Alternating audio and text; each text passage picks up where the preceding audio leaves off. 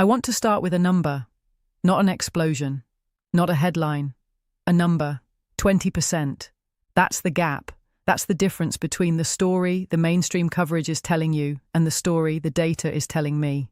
When a missile defense system intercepts 80% of incoming missiles over a city of 4 million people, the coverage calls it a success. And technically, it is a success.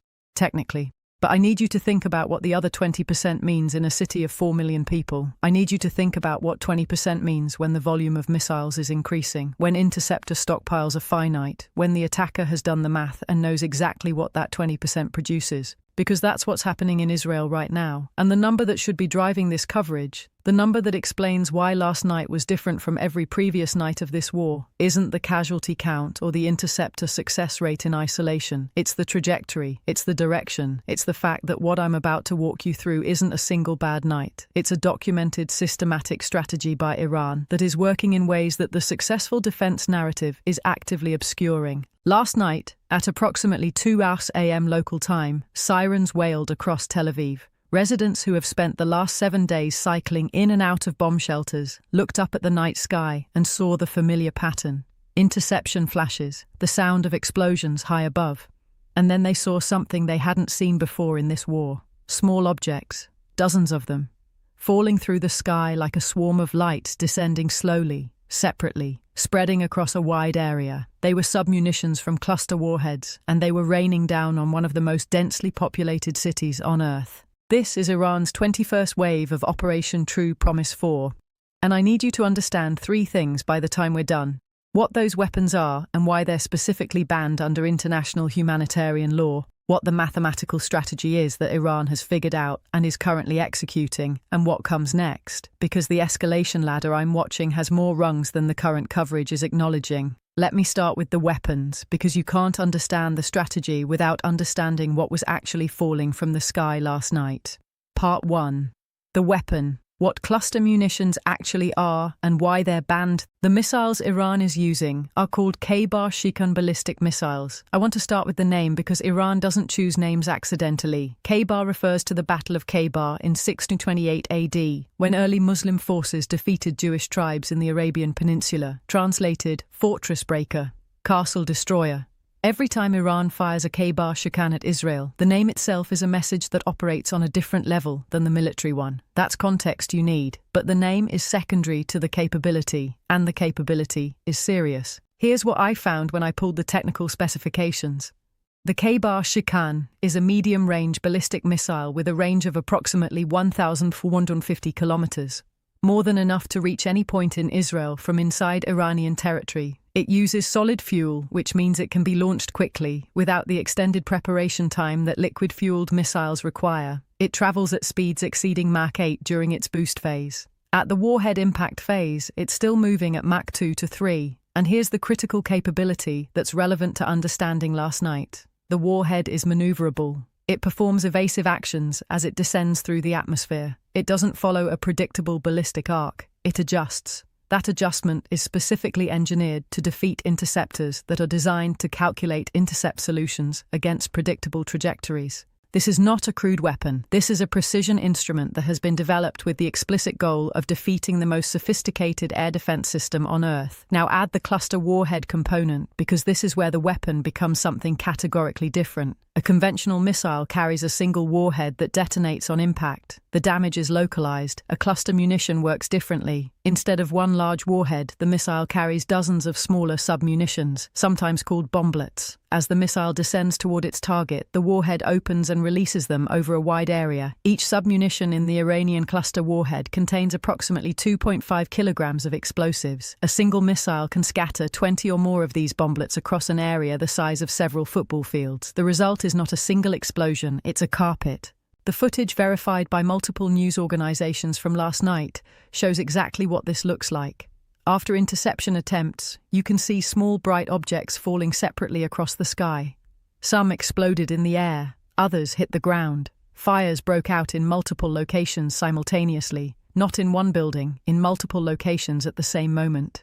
Shattered windows, burning vehicles, craters in streets, and the distinctive pattern of multiple small impact sites spread across a wide radius rather than a single point of damage. At least 12 people were wounded in residential areas of central Israel from submunitions that landed after the interception attempts on the parent missile. And here's what the coverage is missing entirely. The submunitions that didn't explode last night are still there. The ICBL, the International Campaign to Ban Landmines and Cluster Munitions, documents that between 10% and 40% of cluster munitions submunitions fail to detonate on impact. They become de facto landmines, sitting in gardens, under vehicles, in playgrounds, in places where children will walk tomorrow and next week and next month. Israeli explosive ordnance disposal teams are working right now to locate them, but they won't find all of them. Some will be found by children, some will be found by people going about their normal lives. The danger from last night's attack does not end when the all-clear sirens sound. It persists for years. This is why the Convention on Cluster Munitions, signed in 2008, ratified by more than 100 countries, explicitly prohibits the use, production, transfer, and stockpiling of these weapons. Not as a technicality, because of documented, repeated evidence that they cause unacceptable civilian harm that continues long after the conflict that deployed them has ended. In Laos, cluster munitions dropped during the Vietnam War are still killing and injuring people today, 50 years later, children picking up bomblets that look like small metal objects. The history of this weapon is not abstract, it is specific and it is documented.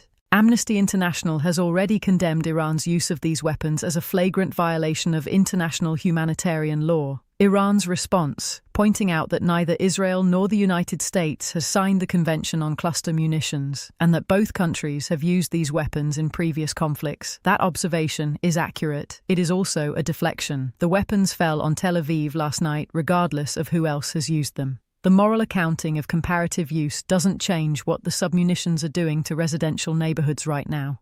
Part 2. The math. Why Iran's strategy is working. Here's what I'm tracking on the numbers, and this is the part that the successful defense framing is obscuring. In the first 3 days of this conflict, Iran fired more than 200 ballistic missiles at Israel. To put that in context, during the entire 12-day war last June, Iran fired approximately 500 missiles total. We're now on day 7 of this conflict. The rate of fire has been relentless and sustained in a way that the previous round wasn't. 21 waves of attacks, each wave bringing new missiles, new drones, new trajectories. Israel's air defense system is layered and it is genuinely the most sophisticated in the world. Iron Dome handles short-range threats, the rockets from Hamas and Hezbollah, relatively close range, with an advertised interception rate above 90% against the targets it engages. David's Sling handles medium-range threats. Arrow handles the long-range ballistic missiles that Iran is firing. Each Arrow interceptor costs approximately $3 million. Each David's Sling interceptor costs approximately $1 million. Each Iranian Khaybar-Shikan costs Iran somewhere between $200,000 and $500,000 to manufacture. Let me do that math explicitly because this is the core of what I need you to understand. Iran fires one missile. Israel, to be confident of interception, fires multiple interceptors, both because the first shot may miss and because the maneuverable warhead requires multiple engagement attempts. Conservatively, say 2 Arrow interceptors per Iranian missile. That's $6 million in Israeli defensive expenditure against a $300,000 Iranian offensive missile. The ratio is roughly 20 to 1 in Iran's favor on pure cost. And that's before you account for the submunitions, because even when the primary interception succeeds, the cluster warhead has already dispersed its submunitions before the parent missile is destroyed. Interception success doesn't equal area safety when the weapon is designed to scatter its payload before being hit. Now add the stockpile dimension, which is the variable I'm watching most carefully. Israel doesn't have unlimited Arrow interceptors. Manufacturing them takes months, in significant quantities, potentially years. Reports from June 2025, after the 12-day war, indicated that Israel was already running low on Arrow inventory. Now they're 7 days into a more intensive conflict, and American resupply is constrained in ways that weren't true 2 years ago, because the US has been burning through its own interceptor stockpiles, supplying both Israel and Ukraine simultaneously. Here's the number that the coverage should be leading with. Israel's interception rate against Iranian ballistic missiles has reportedly dropped from approximately 90% at the start of this conflict to between 65% and 85% on day 7. Some reports suggest it may be lower for specific missile types. A video circulated widely 2 days ago, verified by multiple news organizations, shows a single Iranian missile evading more than 10 Israeli interceptors before striking its target. The missile maneuvers as each interceptor detonates around it, adjusting trajectory until it hits the ground. That video has been viewed millions of times because it shows something Iran's military planners have long theorized but never confirmed at scale. The shield has exploitable gaps. There are 3 reasons the rate is declining, and I need you to understand all 3 because they're cumulative, not independent. First, volume and stockpile depletion. 21 attack waves in 7 days depletes interceptors at a rate that manufacturing cannot keep pace with. The mathematical constraint is real, and it is worsening with each wave. Second, missile sophistication. The Khaybar-Shikhan's maneuverable warhead is specifically engineered to defeat interceptor systems that rely on trajectory prediction. The warhead doesn't just travel to a fixed point, it adjusts. That adjustment forces Israeli targeting computers to constantly recalculate, reducing the probability of successful interception on each attempt. Third, saturation tactics. Iran is not firing one missile at a time. Waves include dozens of missiles combined with drone attacks. The drones force Israel to engage with lower-cost interceptors while the ballistic missiles arrive simultaneously, splitting defensive attention and resource allocation across multiple simultaneous threat vectors. A system that performs at 90% against a single threat may perform at 75% against a simultaneous multi-vector attack. That degradation is by design. The mathematics of this war are favoring the attacker. Iran can manufacture missiles faster than Israel can manufacture the interceptors to stop them. That is not a temporary imbalance. It is a structural feature of the cost and manufacturing asymmetry between offensive and defensive systems in this specific conflict. Part 3. The strategy. What Iran is actually trying to achieve. Here's where I want to push past the military analysis to the strategic logic, because understanding what Iran is trying to accomplish explains why the cluster munition escalation happened last night and what the escalation trajectory looks like going forward. Iran knows, and their military planners are sophisticated enough to understand this clearly, that their missile campaign cannot militarily defeat Israel. Even if every missile got through, Iran doesn't have enough of them to destroy Israel's military capability or force a military surrender. That's not the objective. The objective is something more attainable and in many ways more insidious. Make life in Israel unsustainable, not for a week, not for a month. As a sustained, grinding, permanent feature of Israeli civilian existence. Force millions of people into shelters every night, shut down schools, close businesses, crater the economy, create a state of constant exhaustion and fear that does what missiles alone cannot. Erode the social fabric, the economic capacity, and ultimately the political will to continue.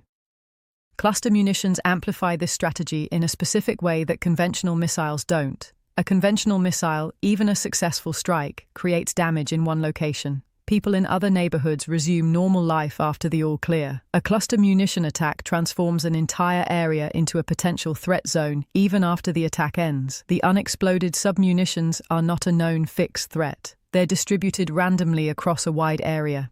You don't know where they are. You can't know where they are until you find them, or until someone stumbles on one. That uncertainty is the weapon. The psychological effect of not knowing whether the park is safe, whether the sidewalk outside your building is safe, whether your garden is safe, that effect persists and compounds in a way that a single impact point does not.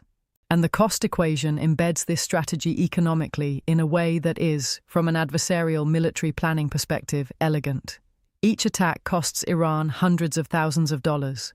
Each attack costs Israel, in interceptors, in damage, in economic disruption, in military operational costs, multiples of that. Over time, over 21 waves, over however many more waves are coming, that asymmetry accumulates into a structural drain on Israeli economic and military capacity. I've been thinking about this as a ratio. What is Iran spending per attack wave versus what is Israel spending to defend against it, respond to it, repair the damage from it, and maintain civilian continuity in its aftermath? I don't have exact numbers for the full cost accounting, but the directional math is clear. The attacker is spending less per unit of damage created than the defender is spending per unit of damage prevented. In any sustained conflict, that ratio determines the trajectory. Part 4. The human cost. What the numbers actually represent.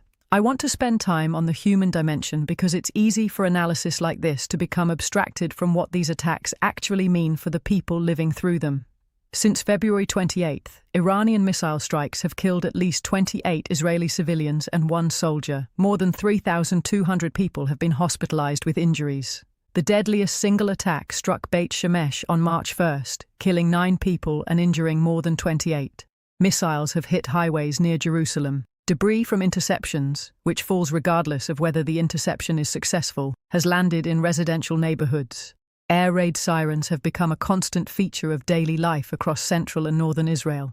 Schools are closed, businesses are shuttered. The economic activity of one of the region's most dynamic economies has been substantially suspended. Millions of Israelis are spending significant portions of their days in bomb shelters, their sleep interrupted, their routines shattered, their children frightened. Now add to that picture the specific psychological dimension of cluster munitions. After last night's attack, walking outside in affected neighborhoods means walking in a space where unexploded sub-munitions may be present in any corner, in any shadow, anywhere. A small metal object might not be immediately visible. Here is what I think people watching this coverage from a distance underestimate. The damage is not just physical, the compounding exhaustion of sustained threat. 21 attack waves in 7 days, sirens in the middle of every night, the sound of interceptions overhead, the knowledge that the system stopping the missiles is under increasing strain, that accumulates in ways that daily casualty counts don't capture. A population living like this for weeks faces mounting psychological attrition that has historically been a decisive factor in conflicts that couldn't be resolved militarily. This is the mechanism Iran has identified and is systematically exploiting.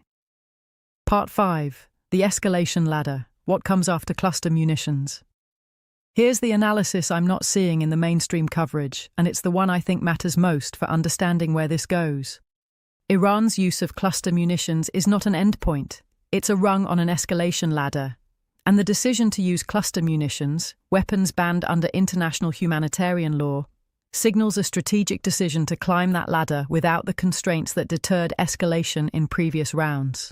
Let me be specific about the ladder, because I want to distinguish between what I know, what I can reasonably infer, and what I'm uncertain about. What I know, Iran has ballistic missiles with increasing range, accuracy, and warhead sophistication. They have demonstrated willingness to escalate weapon type over the course of this conflict, from conventional warheads to cluster warheads in 7 days. They have stated publicly they will continue Operation True Promise 4 until American and Israeli attacks on Iranian territory stop. There is currently no indication that either side is moving toward negotiation. The United States has stated it is accelerating, not decelerating, its strikes on Iranian targets.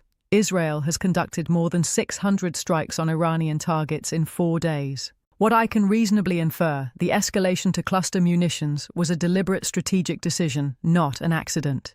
It reflects a calculation that the international condemnation risk is acceptable relative to the military and psychological gains from the weapon's wider area effect. If that calculus held for cluster munitions, the threshold for the next escalation step has moved. What I'm uncertain about, the specific timing and nature of further escalation. I'm not going to speculate irresponsibly about specific weapons or specific scenarios. What I will say is that the pattern of escalation, conventional missiles, then cluster munitions, establishes a trajectory, and that trajectory has historically continued in conflicts where no ceasefire mechanism intervenes. The question I'm watching for is whether any external pressure, international condemnation, diplomatic channels, US-Iran back-channel communication, generates enough constraint to interrupt the escalation pattern.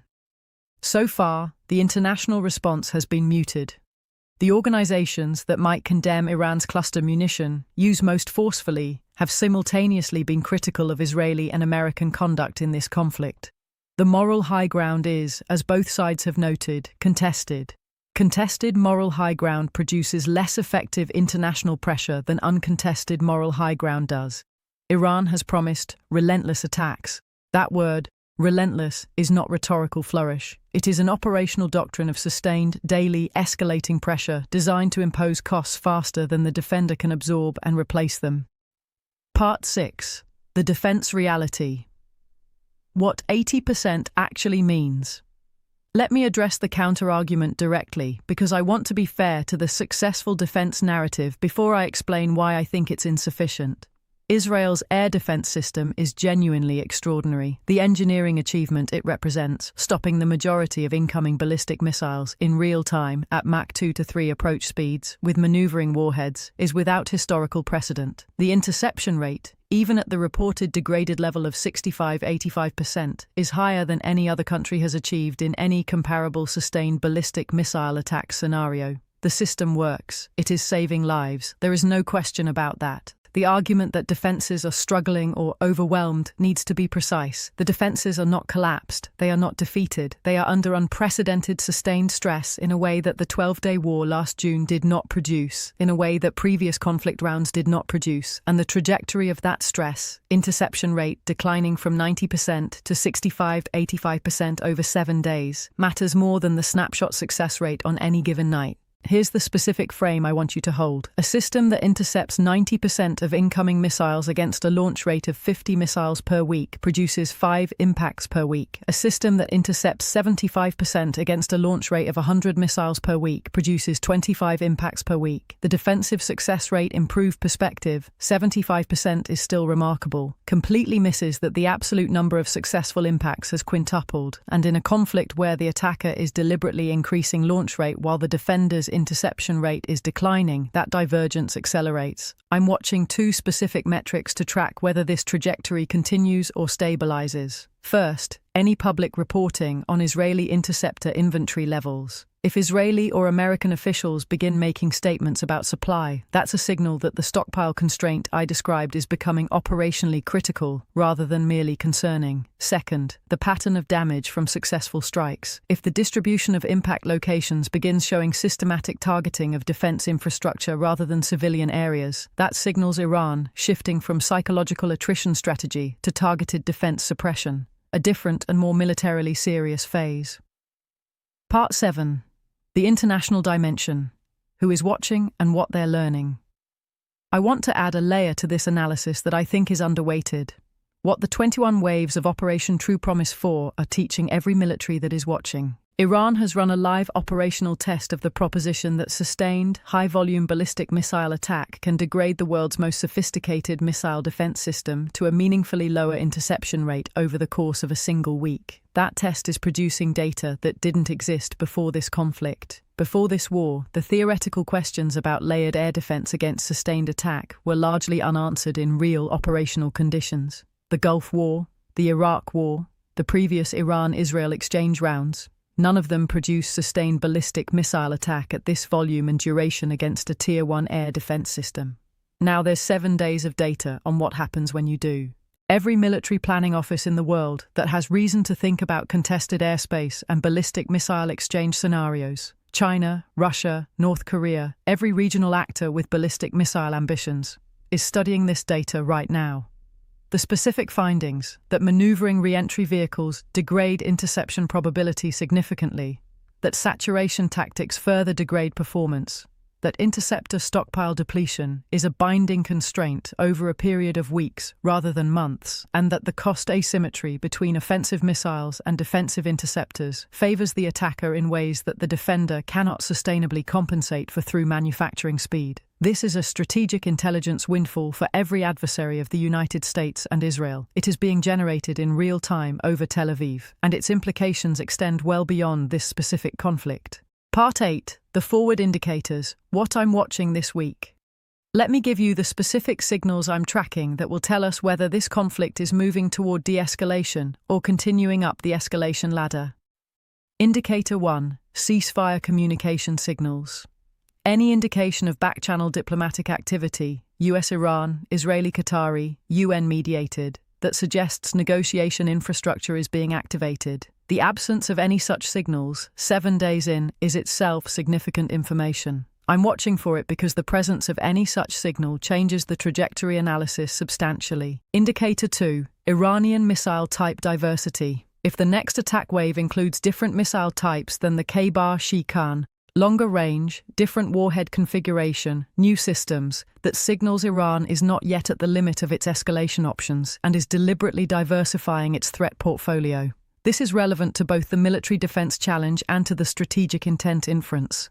Indicator 3. Israeli interceptor deployment patterns. If Israel begins selectively engaging, allowing some lower-threat missiles to land rather than expending interceptors on all incoming, that signals stockpile constraint is becoming operationally binding. This is not a failure, it's a rational allocation decision, but its appearance in the operational pattern would be the clearest signal that the stockpile math I described is becoming acute. Indicator 4. U.S. strategic communication on resupply. Any statement from U.S. officials about interceptor resupply timelines, emergency manufacturing authorizations, or allied contribution requests would signal that the stockpile constraint is being treated as a near-term operational problem rather than a medium-term planning consideration. Indicator 5. Unexploded submunition casualty reports. This is the metric that will determine whether last night's cluster munition attack was a one-time escalation or a new baseline. If unexploded submunition casualties begin appearing in Israeli civilian areas in the coming days, as they reliably do in areas where cluster munitions have been deployed, the domestic Israeli political pressure on the government to change the strategic equation will intensify in ways that affect ceasefire calculation. Closing. What the 20% actually means. Let me come back to the number I started with, 20%. In 7 days, Iran has established that against a world-class, multi-layer, billions of dollars air defense system operated by one of the most technically sophisticated militaries on Earth, a sustained ballistic missile campaign can achieve approximately a 15 to 35% penetration rate, varying by night, by missile type, by attack configuration.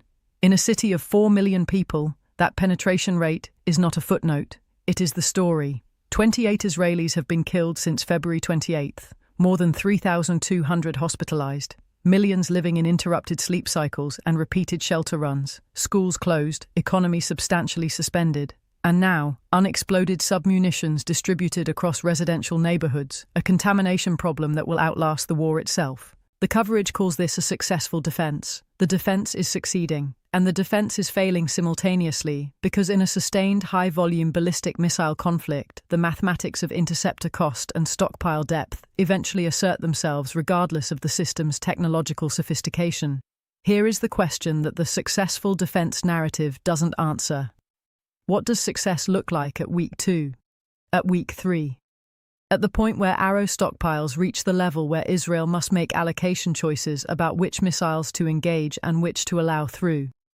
At the point where manufacturing cannot replace what 7 weeks of sustained combat has expended, Iran has not achieved a military victory against Israel. Iran is not close to achieving a military victory against Israel. But Iran has found the mathematical constraint in the most sophisticated air defense system ever built. And finding that constraint, proving it exists, proving it is exploitable, proving it degrades under sustained pressure, is a strategic achievement that has implications far beyond this specific conflict. 21 waves, cluster munitions over Tel Aviv, interception rates declining from 90% to 65 to 85% in 7 days. The math that the successful defense framing isn't showing you. Now you're seeing the full picture. I'm tracking the 5 indicators I gave you. When the data moves, I'll be back with the next layer of analysis. If you found this useful, the most important thing you can do is share it with someone who is getting only the headline version. Because the headline version isn't lying, but it is incomplete. And incomplete analysis produces incomplete positioning for whatever comes next. This is Andrew John. The shield is holding. The shield is also under a kind of pressure it has never faced before. Watch the indicators.